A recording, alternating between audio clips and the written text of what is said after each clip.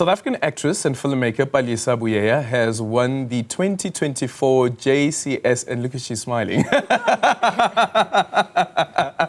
I can see from the side, she is smiling. So she won the 2024 JCS Young Creatives Emmy Awards for her short film Nokuthula Is Missing. The film, which is a symbolic call for change, centers around South Africa's gender-based violence and femicide. It shines a spotlight on the country's justice system. Let's now take a look at that film.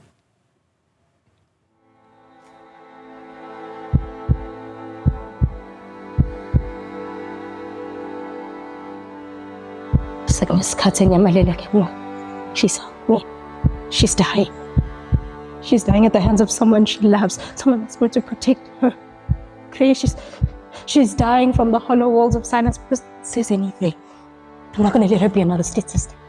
Hey, please, can you help me find her so we can get her the protection that she needs before it's too late? I'm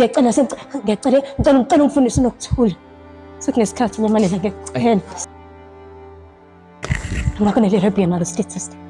Hey, please, can you help me find her so we can get her the protection that she needs before it's too late?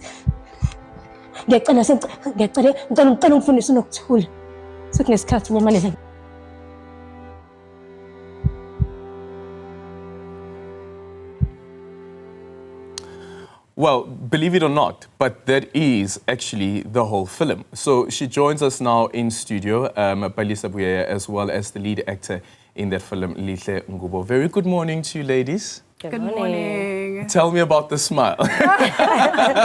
tell me what goes through your mind every time you hear your name being mentioned alongside such a prestigious award. Honestly, thank you so much for having us. First of all, it's such an honor to be interviewed by you. It's so surreal. I think we speak about this all the time. It's so surreal. I mean, I worked as a journalist for quite some time. So I loved writing stories about individuals who, you know, were making it on an international stage, had their names, you know, mentioned in spaces like the international Emmys. And to finally be there, or like on the way, is just, it's so surreal. Like you can't, there's no price to it. Like it's just, it's crazy. I'm still making sense of it as the award, I guess the win was announced 2 weeks ago. Initially, it was open to public voting. So we got our community, our friends, our families to vote for the film, which eventually got us in front of a jury of executive producers, showrunners, and filmmakers on the globe, who are part of the International Television Arts and Science Academy. So it's crazy that they saw our vision, they saw the story we're trying to tell, even though it was low budget, and you know, they selected us. And that's the thing, right, about storytelling, is that even if it is low budget, if the story is compelling, the story is compelling. Even if it means that you bring in one actor, two actors to tell the story, as long as the story is compelling and captivating, that is it. And I think that you were able to do that within a minute. within a minute. Lihle, tell us about the announcement of the award before we speak about the role that you play. I mean, it was surreal for me, you know, because I remember even just saying to Palesa when I found out, is that when we initially went into it and when I first got the call from her, the agency of it was to attend to a global issue, to a serious issue, particularly in South Africa, you know, and I remember saying to Palesa that going into the thing, ours was, oh wow, okay, we've been granted an opportunity for us to really use our voices and say what it is that needs to be said. Sure, under 1 minute is pretty tough, but also quite the challenge. Let's see what we can conjure up with that, you know. So for a platform like the Emmys to identify us as one of the films that need to be put out there and that also need to be, I guess, further established even more as well is really, it's exciting, you know, and I think it was really hard to process. Even to this day, it's like, okay, and like you kind of have to remind me every day. And I think it's also just so surreal, primarily because our aim was never to win. Our aim was sharp, another opportunity to go out there and really try and speak loud on the issue that we're currently facing. Speak to us about embodying the character and whether or not it was a trigger. And I'm going to phrase it this way because There's a scene in the movie where the character has been battered. She has this blue eye, and you can tell that, listen, she's went through a lot of violent trauma. And then you put on makeup. And from a personal experience, for me, when I saw that part, it took me back to when my mum was a victim of physical abuse, and how she used to use, geez, I'm starting to tear up now, how she used to use brown polish to cover up the marks and still smile, and still be a mother, and still be a lover to the person who has meted out this violence against her. For you, how difficult was it to embody such a character? It was really hard because even just watching now, my heart sank quite a bit, because I'm just also reminded just of just the personal experiences I've had. I've been fortunate enough, I guess, if I can even put it that way, that it's never gotten to that extent. But something as simple as when I was walking, trying to get the bus from campus to varsity to take me to my res, and a bus driver thinking it's a joke and it's funny for the rest of the men around him to grab my arm and just instill fear in me to make himself powerful. You know, they are things that I grasped from my past, from experiences that I've heard, from people in my life that I've sat in front of and I've heard stories.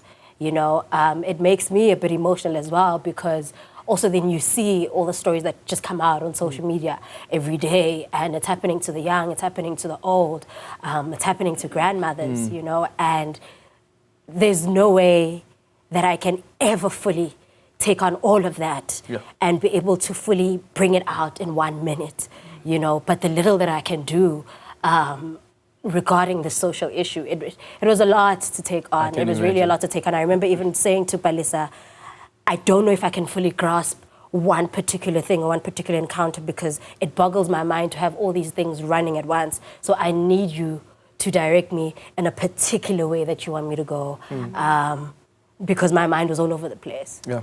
And Palesa, where did you get the inspiration from to tell the story in this particular way? So it's actually crazy that I was actually inspired by an interview that happened here. So we obviously know the justice system often fails women when it comes to gender-based violence. So around June, Fidusa had brought to light a statistic from a media report that showed that in the Western Cape, approximately 87 cases had been struck off the roll or swept under the carpet. And that broke my heart so much, because it's like, that's 87 stories. Those are 87 individuals, right? And on top of that, we know that majority of cases in this country are not reported and are undocumented because of the fear of shame, the fear of victimization, and the fear of, you know, your case not being taken seriously. So it's like, of those cases that were reported, what a shame that they're just thrown out like that. And then you also look at the fact that in South Africa, the amount of, gender-based violence is such a norm that when you're reporting a case to a police officer, there is a high chance that you're reporting to another abuser, whether he's an abuser in his own right, or he's an abuser because he perpetuates violence by not taking your case seriously, or it's, you know, a horrific incident like trigger warning, but that young woman, the 19-year-old pregnant woman who was raped by a police officer in Cape Town, I think the case is being sentenced this November. So it was just all of these multiple aspects that happen in our country that I just wanted to find out, where do we go? Where do we find Nokuthula or peace? In which hands? If it's not in the hands of those that are meant to protect us and meant to keep us safe. It's like, you even look at the microaggression of you're jogging in your neighborhood on the street. You get catcalled by a police officer, wearing police uniform, driving a police van, or a security guard. So it's like, where do we go? And the point that you make about about how it has almost become like a norm, because our socialization always sometimes tells us that, listen, there is the head of the household, and therefore the head of the household has certain expectations that they need to carry out. But what sort of conversation should be happening in communities about, like, how do we unlearn certain behavior, because this is the only world that we have, Lihle? You know what? I honestly think that at the core of it all, there's a serious human issue. Yeah. If I can put it in Zulu, just to get the weight of it, asisabonani njengabantu. You know, we are living in a time where everybody is just fending for themselves. Everybody is concerned about their own needs, their own desires, and the community in people is something that is slowly but iyashabalala. Yeah. You know, and it's a huge concern because it's also that speaks to a great psychological issue as well. And I think that's where it should start. We need to have discussions about the psyche and the state of the human condition right now, because there's a serious problem there. Because also another thing is that nobody is born that way. Yeah. You know? Yeah, nobody is born that way. But you know, it's a very difficult and it's a very sad story itself. But I don't want us to dwell too much on that, because there is also a happy story to be told about the ability to tell these difficult stories. Yeah. And where to from here, Palesa? So we are working on an anthology series under Nokuthula Is Missing, because we believe Nokuthula is you, it's me, it's you. I mean, we so we'll be lengthening, of course, the original 1 minute with our lead actress, of Yay. course. And then So we're not really auditioning. But we will be adding 2 other short forms to the anthology series, just to carry on the conversation and to take it more, to take it forward. Yeah. Tell us about your dreams. Yeah. Like the major ones. The major dream. Put it out there. Let the universe know. We actually speak about this. It's so funny. I just want to say God is always in the room when you're planting, when you're speaking. Yeah. And we speak about this a lot with Lihle and as well with the other co-star, Prince Mashinini. The dream is the EGOT. Ah, yes. It is the EGOT. We've made a small Please step explain to our audience who do not know what an EGOT is. And by the way, my visual interpretation of an EGOT is Jennifer Hudson. I leave it there. Anyway, EGOT, please explain. So it is an Emmy, Grammy, Oscar, and a Tony Award. Yeah. So, of course, it will be very film...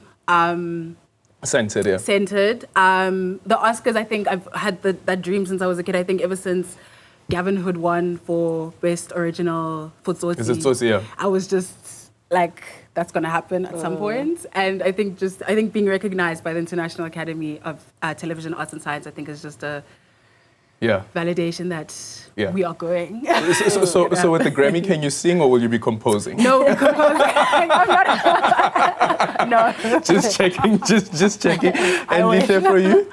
Oh man, for me it's to be able to be a global storyteller, just beyond the borders of the country I was born in, you know, to represent and tell our stories. But also to just see what is out there globally that I can reach, you know. And I remember saying to Palesa that it's so crazy that we sat in a room and when our makeup was being put on and we were saying and speaking all these things, and for our dream and what we hope for individually for ourselves to be something that is affirmed now. You know, it really just makes the dreams that we speak of feel like they're more tangible and they're closer than we think. Yeah. You know, I mean, currently I have been attending international auditions, and that's also another, you know, tick for me, because I also want to be able to put myself out there in order to get to that global. Hey, listen, you don't know, Barry Jenkins might be coming to the country. Who knows? No, you can just show him the film. Barry. Slip it in there. Slip it in. Palesa and Lihle, thank you so much for making time for us this morning. Looking absolutely gorgeous as well. All the best with the film, and let's see how the longer version is going to look like. And I hope that we'll be having this conversation again. Yes. I'm waiting for the EGOT. All the best. We're coming. Thank you so much.